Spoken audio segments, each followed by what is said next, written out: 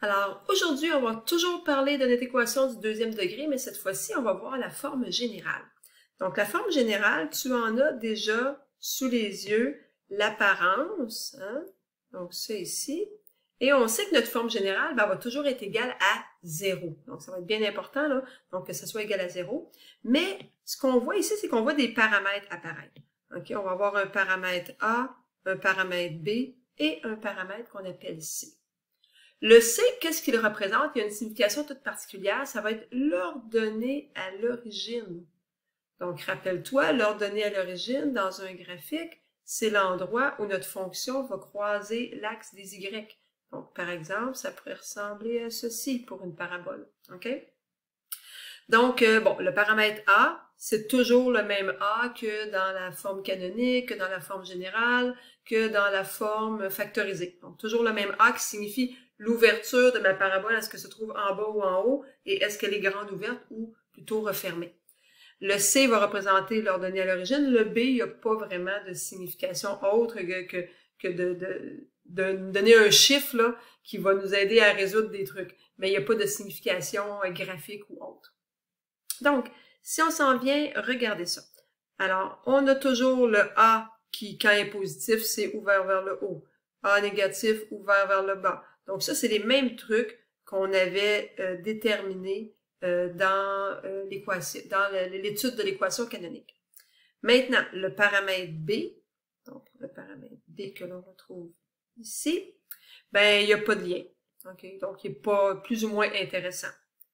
Et finalement, le paramètre C, qu'on appelle l'ordonnée à l'origine, on peut aussi lui donner un autre nom. Vous allez voir des fois dans certains documents ou certains problèmes, on va l'appeler la valeur initiale. Donc, ça serait un synonyme de ordonnée à l'origine quand on parle d'une parabole. Donc, on peut soit appeler ça l'ordonnée à l'origine ou encore la valeur initiale.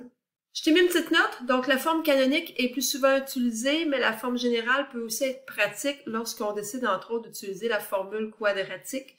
Donc, quand notre forme canonique, elle va vraiment nous aider avec le dessin, avec le graphique, tandis que la forme générale est moins intéressante pour le dessin. Et tout ce qu'elle nous donne, c'est un point qui est ici, qui donne l'ordonnée à l'origine, mais on n'a pas d'autres informations. Donc, c'est souvent la forme canonique qu'on va privilégier, mais quand on a besoin de la résoudre, quand on a besoin de trouver des valeurs de x, ben à ce moment-là, on a la formule quadratique qui s'applique facilement avec la forme générale et c'est souvent dans ce cas-là qu'on va l'utiliser. Par exemple, je te mets une fonction ici et je te dis de trouver la valeur initiale. Donc, ce que je veux, c'est de trouver l'ordonnée à l'origine ou encore de trouver la valeur de y quand x est égal à 0. Donc, c'est pour ça que je t'ai écrit ça ici. Hein? Donc, ça veut dire, trouve-moi la valeur de y quand x est égal à 0. Bien, à ce moment-là, tu pourrais simplement prendre la valeur de 4 qui est ici.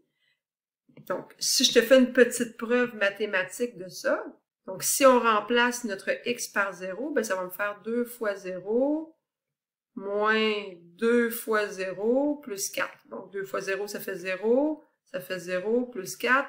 Donc, tout ça, ça va être égal à 4. Donc, c'est pour ça que quand mon x est égal à 0, ben, je peux toujours regarder simplement le dernier chiffre ici qui va me donner l'ordonnée à l'origine. Maintenant, comme on a dit que c'était pas nécessairement super pratique pour tracer un dessin, ben on va se donner des façons d'être capable de trouver notre sommet. Parce que ça reste que si j'ai pas la forme canonique puis que j'ai besoin de la tracer, ben ça pourrait être pratique d'avoir le sommet. Donc, ça va être important d'écrire ça éventuellement sur ta feuille aide-mémoire. Donc, la formule ici pour trouver le H. Et ensuite, trouver le K, on va voir que ça va être très facile. Donc, si on se donne un exemple. Déterminer, donc je suis rendue ici, déterminer les coordonnées du sommet de la fonction suivante. Donc, j'ai appelé ça J de X. À la place de l'appeler F, là, c'est question juste de te mêler, mais ça pourrait être F de X, ça ferait pareil aussi. Donc, je veux déterminer mes coordonnées, mes coordonnées de mon sommet, et pour ça, ben, il faut que je regarde ma fonction. Donc, premièrement, je suis capable de dire ici que mon A est égal à 1/2, mon B est égal à 1, hein, parce que quand j'ai rien, ben c'est pas 0, donc c'est 1x à ce moment-là qui est sous-entendu. Et le C, il vaut moins 15/2. Donc ça, c'est important de le voir puis de le comprendre quand tu regardes ton équation.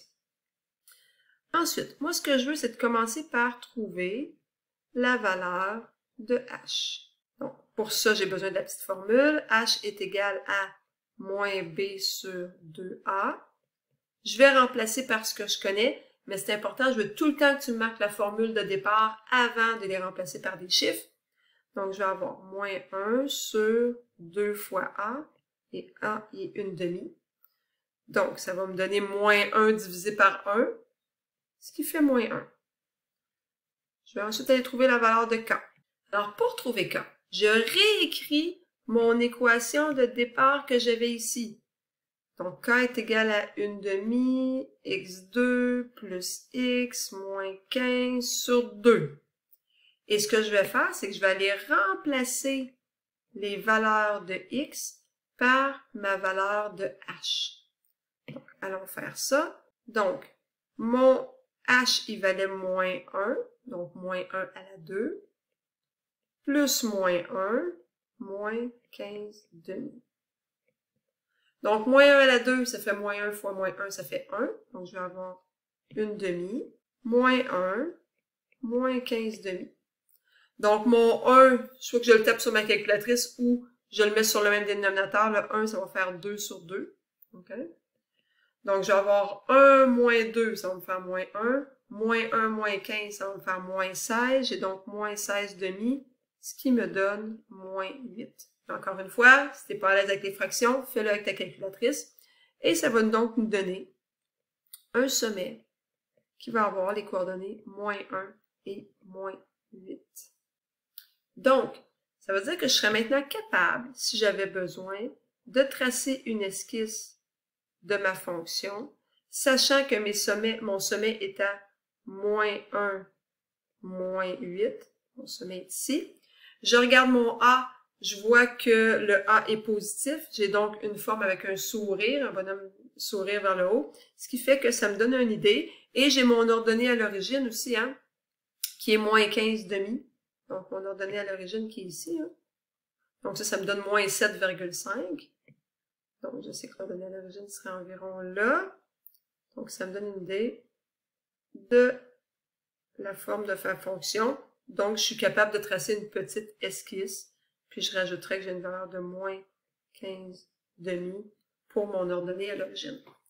Donc, c'est à ça que ça va nous servir. Puis, on pourra utiliser la formule quadratique aussi quand on a une forme générale.